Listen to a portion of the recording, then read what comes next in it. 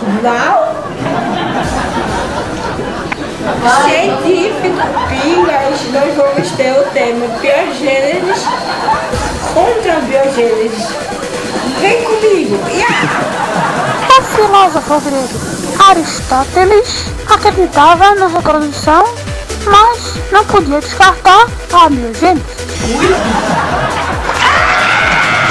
Inclusive, o Isaac Newton também começou a acreditar na biogênese.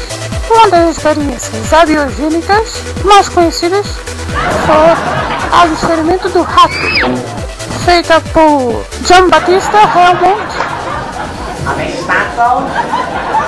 Primeiro, você precisaria de uma camisa suada.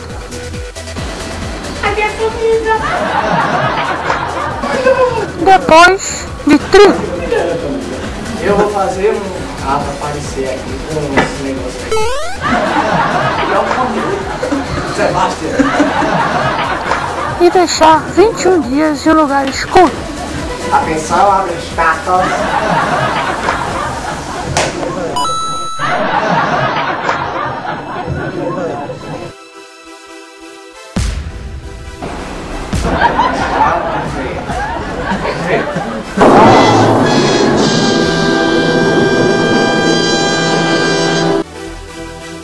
Olha, que tá.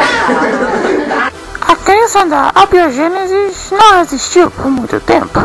Já que Francesco Redi não acreditava nisso, ele fez uma experiência para provar que a biogênese é uma farsa.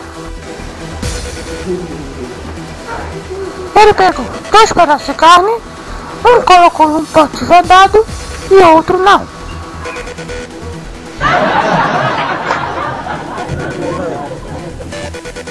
Então, tinha larvas no não vedado e o do pote não tinha nenhum.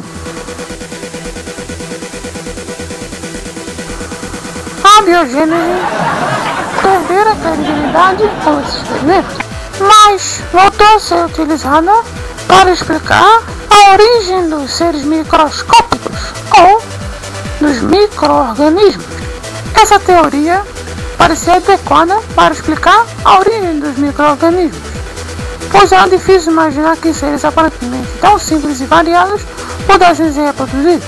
O francês Louis Gebrot fez um experimento quando distribuiu em frascos cuidadosamente limpos o caldo nutritivo preparado à base de carne e fervido previamente. Alguns estavam tampados e outros não. Ele observou micro-organismos nos destampados e nos tampados a ausência, provando a inexistência da biogênese na fabricação dos micro-organismos. Mas a teoria da biogênese não estava derrotada. I'll be back. O inglês John Needham distribuiu um caldo nutritivo em diversos frascos, que foram servidos por 30 minutos, imediatamente fechados com rolhas de cortiça. Por alguns dias, os caldos estavam repletos de micro-organismos. Então, o Lazarus Palanzani refez os experimentos de Needham mostrando que ele estava errado. E começou uma guerra entre a biogênese e biogênese. Sparta! This is madness! This is Sparta! Então, Needham falou que o experimento de Spallanzani estava errado, pois faltava a força vital, que era o ar. Mas surgiu outra pessoa para explicar isso. Pasteur provou que os micro-organismos não se criavam espontaneamente, e sim o ar que os trazia.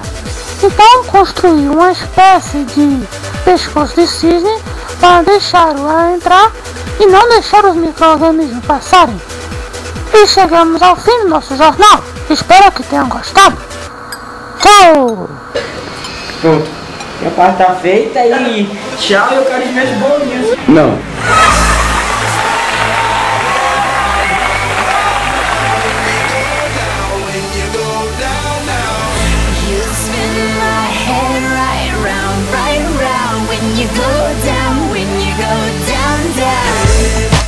With my swagger, hopping that whip, yo, I got places to go. People to see, time is precious. I look at my Cartier out of control. Just like my mind where I'm going, the women, the shorties know nothing but clothes.